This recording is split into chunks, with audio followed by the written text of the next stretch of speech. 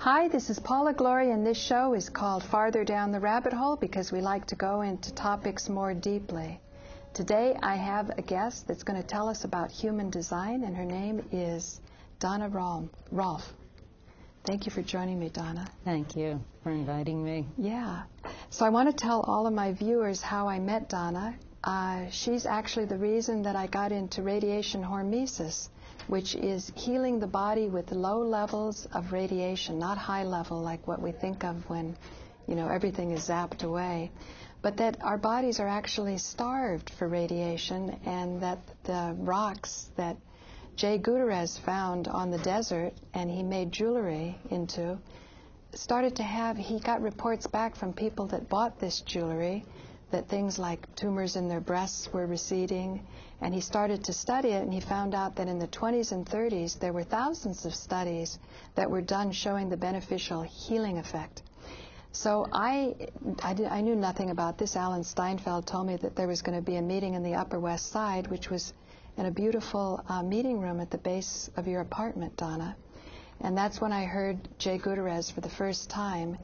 And people went around the room, and you said that you had gone through an astonishing experience of fluoroscopes? Yes. And I didn't know what that meant. I was asking you on camera. Could you elaborate what that is? Sure. Fluoroscopes are similar to X-rays, only they're more lethal in terms of the radiation that is utilized, as I understand it. And they used it in the 40s, I believe, and the 50s, often in doctors' offices. Sometimes when you went to buy shoes, they would radiate your feet with a fluoroscope, and some of those people now have cancer as a result of that. In their foot, do they have the cancer? Yeah, because the effects were not known at the time of using this kind of lethal form of radiation. Obviously, they didn't know it was lethal at the time. Is a fluoroscope what they use at the airport when they're looking at your bag? No, I don't think so. That's different. No, I think that's different, but I'm not 100% sure. I'm not a scientist in this area. There's a book called Underexposed, saying that radiation is good for you. Obviously, you had sessions in the fluoroscope that would be considered very dangerous today by today's standards. Yes, and I think that Jay would also agree that when there are, in other words, unnatural radiation or man-made radiation is quite different from the God-made radiation of the stones that he utilizes.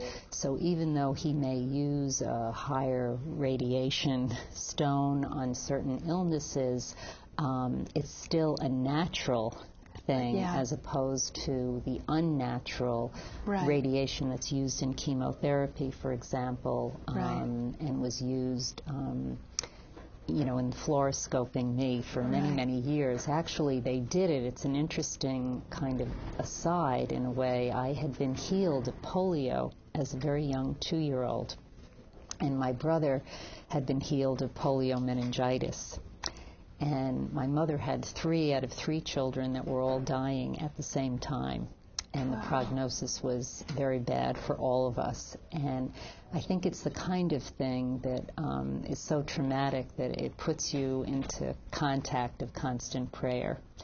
And I did find out before my mother passed at the ripe old age of 94 recently that she actually had gone to the Christian Science reading room, and she had learned to pray in an affirmative manner. And my brother Peter and myself were both healed of the polio. We walked out of the hospital, and the hospital had never seen 2 out of 2 in a family that healed. They'd seen 1 out of 4, 1 out of 8, but they'd never seen 2 out of 2, 100% healing like that, especially of the meningitis too. And so because of that, because the science is always working in the material, they wanted permission to find out where the polio went. They were trying to look for where did the polio in our bodies go to. And so it was for that reason that we were radiated. And they do it up until the time that you're pubescent, about 12 years old. So my brother was about 8 at the time, or 9, so he got 2 or 3 years of radiation, whereas I got 10 years. Did they ever find the polio? They never found the polio. It seems kind of ridiculous to be looking for it that way. You know, I had a little encounter with the medical profession over mammogram that showed calcium deposits. And I said, well, can you just explain to me what is the relationship of calcium deposits to cancer so I can know whether I should really be doing a biopsy? And I was never satisfied, and I never did the biopsy. Yes, well, good for you. And then recently, with the radiation hormesis, I talked to Maxine Murray, who was a health practitioner who helped an Amish lady who had some kind of run-in with her doctor. And when she broke her hip, the doctor wouldn't even come to the house. He was so upset. And the reason he was upset was she refused chemotherapy and radiation. And she had breast cancer, and she had a dripping, oozing breast from February until July, when Maxine Murray came, called up Jay, got a hot rock, put the hot rock on the breast. Overnight, apparently it healed, and within 5 days there was nice pink skin over 6 oozing sores. So the low-grade radiation, even though that's a hotter rock than what most people deal with, is very healing. But it's mind-blowing to me that they would put you in this fluoroscope looking for, they don't even know what they're looking for. Exactly. I mean, the feeling I had was if I had a biopsy, which they sort of have their marketing methods, oh, it's just a spaghetti-sized strand out of your breast. And I'm thinking, you know, before you start doing core samples on a breast that's not much bigger than spaghetti anyway, I want to know what you're going to do with it. And when I talk to women, and they would sort of, you know, woman's intuition, they would sort of feel out what happened to their flesh when it was being looked at. I got the feedback that they had the sense that whoever was looking at it didn't even know what they were looking at. So why should I offer up flesh to people who, and the calcium deposits were so small, somebody slipped and said, we may not even see it. So then what are you looking for? And if there is cancer, it seems like there should be other indicators in the body, like in India and in China, you can do pulse diagnosis, so you can sort of listen into the body and find out how the organs are doing. But anyway, that's wow, you're a brave woman. And it's imagine all the people that don't have your courage and bravery. Well, you know, even as gutsy as I am, when you're actually in a hospital and there were radiologists and doctors who really cared. It was their training. And you kind of get pulled into that too. And particularly if you see somebody cares about you, you just sort of want to go wherever they want you to go because you really feel that they care about you. Exactly. And that's why my parents okayed the radiation. They had to give permission. They didn't know, and they were grateful, and the doctors were helpful. And they wanted to know, but it was the way they were trained. Yes. Exactly. So since then, you've become a psychotherapist or an analyst? No, I was always since childhood, absolutely. I always was very helpful to other people and always was concerned about other people. And I became a social worker after I graduated studying psychology. You must have really good vibes to overcome that kind of fluoroscope attention, right? Well, I think what I've done, the doctors don't quite know always what to do with me because according to them, I should be going. In other words, when they first saw the evidence of the cancer, which happened shortly after my husband passed away. Which was when? He passed away in 94, the end of 94.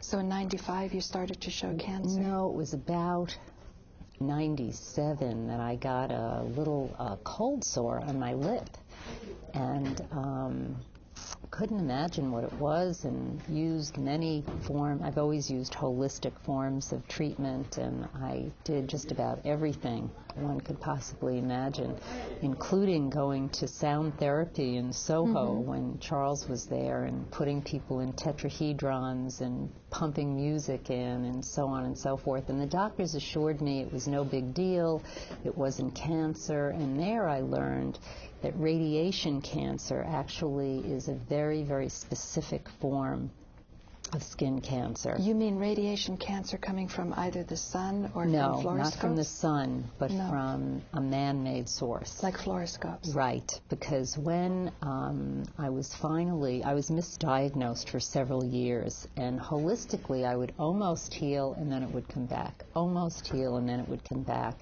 And I also was getting extremely tired. In fact, I began sleeping almost 20 hours a day. I wasn't sure how I would Now there's a sign something's go off. on, that something was very, very off. And I got so tired, I didn't want to go back to any more doctors. That's how tired I was. And I thought, well, I'll just rest. And then I thought, well, you know, if it's my time, it's my time. I finally just surrendered, actually. And in the surrender, I got a phone call one day from a person who introduced themselves to me and asked me about some healing biotron light machines that I had been working with Dr. Ream for many years. And I was so grateful to get the call because I had not left them in my will, and I thought I'd taken care of everything except these biotron light machines, and here was someone who wanted to learn to use them. Wow. And I thought, gee, God doesn't forget a tiny thing, you know, to take care of and wrap the package up. This person asked if they could come over, and I thought, well, I'll get myself out of bed and I'll try to, you know, entertain them and give them these lights and so forth. And anyway, they came and I told them about it, and they had found out about me from the place I had gone to in Soho 2 years before. I had met a woman in the waiting room who looked very much like you, by the way. Oh, really? And it was kind of like a soul sister you felt right away. And I'll never forget her. Well, this woman 2 years later gave my name to this woman that called me and came, and I trained her and shared the machine with her and asked her if she could let herself out when she left, because I wasn't sure I could get up and even walk at the time. And she left, and I have a little bell on the door, and then the bell rang, and she walked back in, and then she came into where I was still sitting, and she said, "It's none of my business, but do you know what's wrong with you?" And I said, "Yes, I know I'm dying, and it's okay." I've come to grips with it. And she said, "Well, that thing on your lip, what do you know what that is?" And I said, "Well, it keeps almost healing, and then it doesn't heal and it comes back again." And she said, "Has anyone told you it's 4 different things?" The last one on her list was cancer. And she said, "I'm a pathologist." And that's when I learned that if you don't know what's going on, or your physician doesn't know what's going on, go to a pathologist, because they know what people die from. Oh. And so she asked if she could get me to a doctor in the morning to rule out these diagnoses. And she did, and then I was sent that day to a top plastic surgeon here in New York who, when he saw me, he's an expert in radiation, so he said right away, "You've been radiated," and he said, "It's all over your body. It's everywhere. It's not just on your lip. So it's everywhere." the body's reaction to unnatural amounts. That's right. Of high-level radiation. High-level radiation. So he said, "You're filled with it." He said, "This is," in other words, he did not give me some nice images. This is, you know, this is just the beginning, and it's going to be terrible and all the rest of it. So since then, actually, and then he put me in the hospital right away, and he said that I was 3 weeks away from it spreading. Yeah, from it spreading, and it would have been very quick because it goes into squamous cell carcinoma. Mm-hmm. And so that's what happened there, basically. And that was 1997? That was 99 by the time that happened. But the fluoroscope experiences you had were what, in the 60s? They were in 1948. 49. But you lived so long before your body reacted. Yes. Well, actually, my brother got the cancer way before me, but he was not as holistically oriented as I was. He got skin cancer. Did he die? No, he did not die from it. You just have a family that hangs around. Yeah, I think so. Got work to do on this plane. I guess so, something like that. But what's happened since then, because I had to kind of move these images out that the doctor put in me about this being the beginning and it's all over my body. Right. And I thought, no. Sometimes that gets me fighting. You know? And so I've been fighting, and I've been saying the only radiation that exists in me is the radiation of spirit, and there is no other radiation that exists within my body. And I have pretty much not had only one very little reoccurrence, but not of a lethal form, just a slight basal form. Now, what about Jay's Gutterz's Nighthawk Minerals low-level radiation hormesis? Yes. What do you have to say about that? Well, first of all, I just thought Jay was one of the kindest people I'd ever met. I just spent time with him in Colorado. Did you? Somebody gave him a whole building in southeast Colorado. It's a ghost town, but I bet it'll pick up. You know? I heard all about it. In fact, he was going to meet me because I bought some land in New Mexico, which isn't too far from. Why don't you buy an inch in Colorado? Because they're trying to get people to fight against the Army taking 7 million acres. But I'll tell you, that's another show. That's another story. Yeah. Right. Wow. So Jay was kind to you. So Jay was. Well, I could just feel the resonance because I referred him some people. And he was so kind to these people, and if they didn't have money, he didn't care. I mean, he was a true healer. Right. And this, of course, opened my heart, and that's when I asked him to why not come to New York. I'd be happy to gather a group together. Oh, so you met him in New Mexico? I met him on the telephone. Oh, on the telephone. I met him totally on the telephone from Mark Squibb of WholeHealthNetwork.com. Yeah, I just videotaped Mark at La Casa de Spa. Oh, good. Yes. Well, I found out about Mark, and then I had Mark come to New York, and it was through Mark, and actually a lovely woman, Dr. Martha Crampton, a psychologist, who's now actually has a collapsed lung, and we don't know if she's going to make it or not, and I don't know if she can make it out to Pritchard at this point, but it was through her illness that... She can get a radon bath at La Casa de Spa. Yes. Because Jay gave Jane Goldberg a big rock, which she actually lent me last night because I put it in my bathtub, filled up the bathtub, and covered it with plastic bags and let it sit all night. Wow. And because I got back from Jane's, we're working on a book and a documentary together. And by the morning, I figured it charged up, and I really felt better after that bath. Yes. So you should.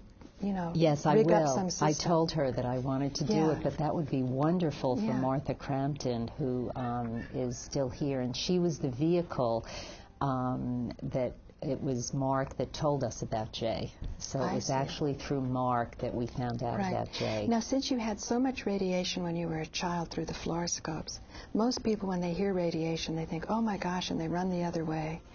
And then there's this feeling that, why add more, even low level? Yes. Why did this not frighten you? And why do you feel it's helped you? Well, I think it didn't frighten me because of the resonance of Jay. I see.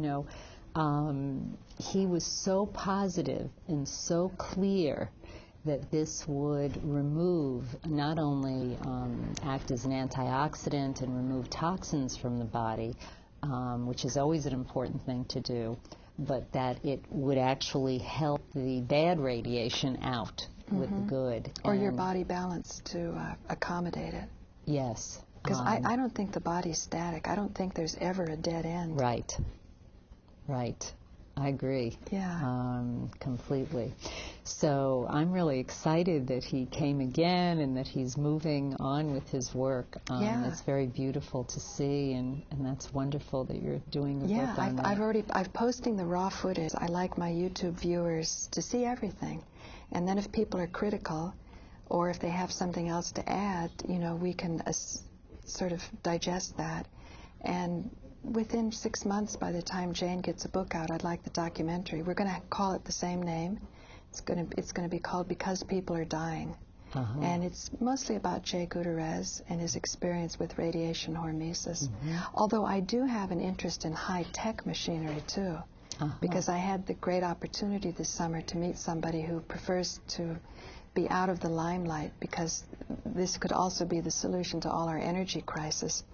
But it has a good effect on cancer, or if people are really struggling. In my case, because of all my back surgery, when I was on this machine, it makes this big crack, and it doesn't hurt, but it's sort of emotionally disturbing. But my God, I was very tired when I arrived, and the first spark, or, you know, I don't know what you'd call it, he calls it a dome, and it's kind of a Tesla device, but he invented it by himself.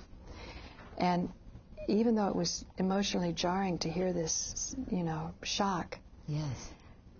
instantly I felt energy. I could feel going through the blocks. But it was a grueling 1 hour because, you know, I've had so much surgery, 10 vertebrae fused and 2 metal rods put in my back when I was 14. Then they were taken out when I was 21. I'm arm wrestling my surgeon because he never heard of such a case. And I said, it's because I'm meditating. And you know, it was physically and emotionally difficult. Yes. So in front of this machine, the machine was sort of, I guess it brings you back to your, I mean, I don't know what the explanation is. It's an electronic thing.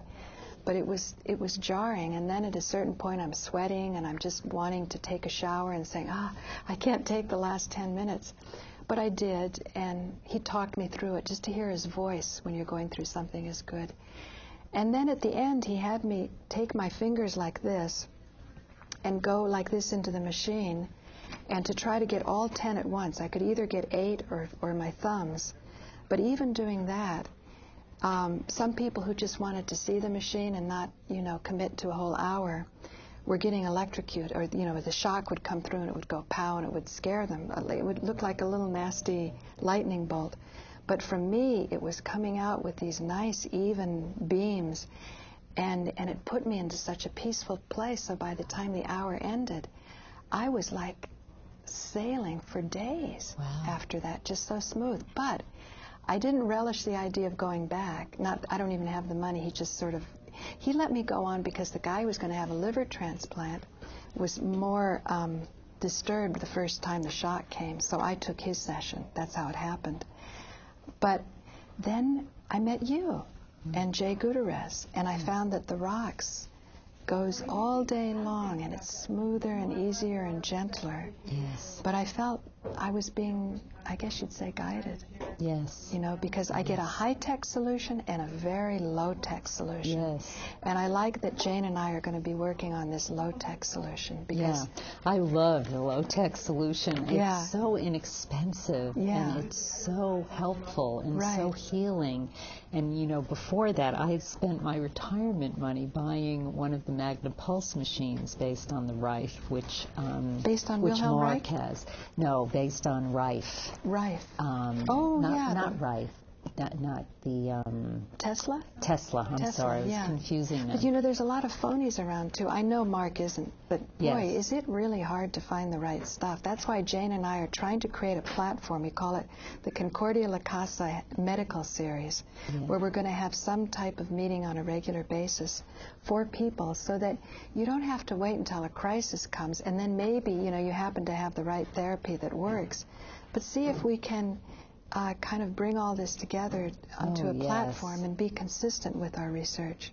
Absolutely, absolutely. And Jay said to me when he was here, I asked him, well, what's the difference between the, you know, the high tech and he said he thinks that the Tesla machine works 50% of the time. He's not convinced that it works 100%. Well, of course, that's Jay's opinion. I mean, what Jane and I are trying to do is create a platform where it can just all be expressed, come out, people discuss. And I think testimonials are really important. Oh, definitely. You know, you even said you had something, and I brought my camera. I don't think we'll have time to go here. But I want to start documenting this. Can you imagine if I had the bloody, drippy, smelly, oozy cancer, and then the rock goes on, but I don't have footage of that. And I was even telling Alan, because the therapist said when she walked in the house she could smell it, which Jay says is always a sign of fungus. So Alan says we need smell-o-vision.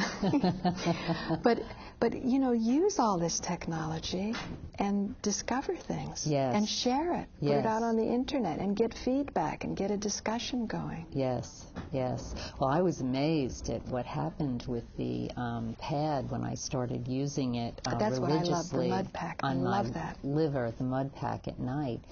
It was amazing to me. All of a sudden, I broke out in these rashes that started coming out all over that area. Wow. And it was about a week or 10 days later that I realized that I was getting these severe pains where I'd once had an appendectomy. Yeah, you forget about stuff. You forget about as your body things, and all of a sudden, this feeling of like healing in that area just kept, pushing its way into my body, and I was just amazed that these healing crises. Yeah, people with arthritis don't even realize how bad it is until it's gone. Yes. Jane said with Mark Squibb's machine, somebody had Parkinson's, and he was stopping to shake. We're going to have something there next about Ayurveda, the 5 elements, a beautiful film done on Indian traditional medicine, mostly from the south, but a little from the north of India. Because I'm looking for the universal principles, the healing principles. Well, you would be very interested then in human design. Oh, tell me. Because human design is really the emerging science of the life of the form, basically. And it has to do with both the conscious, unconscious, about duality. But it's fairly simple, they're finding, to heal bodies. It's not so easy to get the soul actually totally at rest and at peace. And when that happens, we won't need to be here anymore. But the fact is that the body, that many people have not yet really discovered that in evolution, we have now formed a 9-chakra being. We have evolved from a 7-chakra to a 9-chakra being. That's one of the reasons a lot of the old solutions won't work anymore. Did Jesus deal with 9 chakras or 7 with people? 7. 7. Well, 7. That's interesting. This is a whole other the evolution that's occurring that we can see in the human form is really quite extraordinary. And Donna, we only have a minute left. Okay. So we're going to have to postpone learning about the extra chakras on another show. And I hope to have you back as a guest because I think it's very important that we explore together. And thank you for joining me. My name is Paula Gloria, and this has been an excursion farther down the rabbit hole with Donna Rohlf, who we're definitely going to be having back as a guest so we can explore more about our healing potentials, which I sense, Donna, is unlimited. Yes. Another thing, I went to India and I learned about the womb chakra, that women have an extra chakra, which meant nothing to me. It was just intellectual information until one day I was doing some long spiritual practice with beads and counting mantras, and then shifted and actually had the brain coming from my womb. It wasn't my brain counting. But that's human design. Well, we got to do a show on human design. That is human design. This chakra is where you make your decisions from. That's great. And not just, So I know we're finishing now, but we're just sometimes after the tapes are rolling, that's when when you finish the show, it starts getting exciting. Exactly. Well, I brought you something from my just for another. Should we save it for? Should I read this? Save it. Yeah, save it. It has to do with your show about spirituality and politics and so forth. Well, it's good we got to do this first show so we get to know each other and things. So I'll study this, and then we'll do another show, or 2 or 3 or 4, or regularly, or we'll get something going at La Casa. Yeah, it'd be wonderful. Because what my feeling is that people, you can have all kinds of different alternative therapists doing their thing and getting good results, hit and miss, but there's not an organization that can kind of bring it together so that Human design does that. Okay. It's totally a holism. So is there a human design organization here in Manhattan? No, there are just a couple of us here that are certified to do it, but I brought you your chart just so you can see it, and if you want to do it... Just a second. Is there any way we can do another show in there? No, we don't need to. Because I have it until 6. I just don't have help until 6. I see. Are you interested in putting on another tape?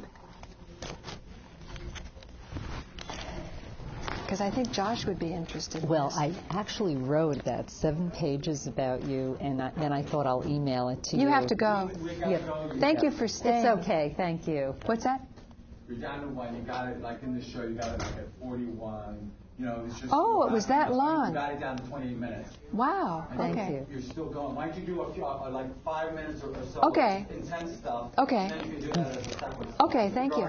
Thanks. Let's go. What's my human design? Okay. Well, this is a picture, actually, of... Thank you, Dean. of your Nice meeting you. This is a picture of your human design. I don't think if you can No, I see don't that think we on there, can zoom in. unfortunately. And Actually, I can go behind the camera and do that, and you can keep talking. yes, well, this is a picture of the 9 chakras here, and here is your sacral chakra. Here, you can do it like that. You want to zoom in? That's the camera. There you go. Okay, keep coming a little closer. And it doesn't go closer? No. Maybe it doesn't. There, that's better. That's really good. That's good. That's really good. Okay, explain that. There Now this you is go. me. Yes, and I'll hold where it, you you point. see the colored parts, which are, we call them, there are gates and then there are channels. And if you have 2 gates, make up a channel. So if you actually have a channel between chakras, they Point with your finger. they become colored. You can see here that this is connected to this. So this becomes colored and this becomes colored. It means that there's constant communication in this life in form, in the illusion of life in form. And that's just based on my birthday. And that's based on, well, there's a differentiation. The black is based on your birth time, at the moment of your birth and the place of your birth. And it's really where the neutrinos were at the moment of your birth. And this has to do with the actual self-reflected consciousness that you're here to reflect and to share with the whole. What is the overall The red chart? is different. The red is the unconscious trajectory that you carry in this life. And this is why life is always a bit of a challenge, because we have 2 different frequencies that we're carrying. One is conscious, one is unconscious. And the unconscious is actually the biogenetic history. It is the red part.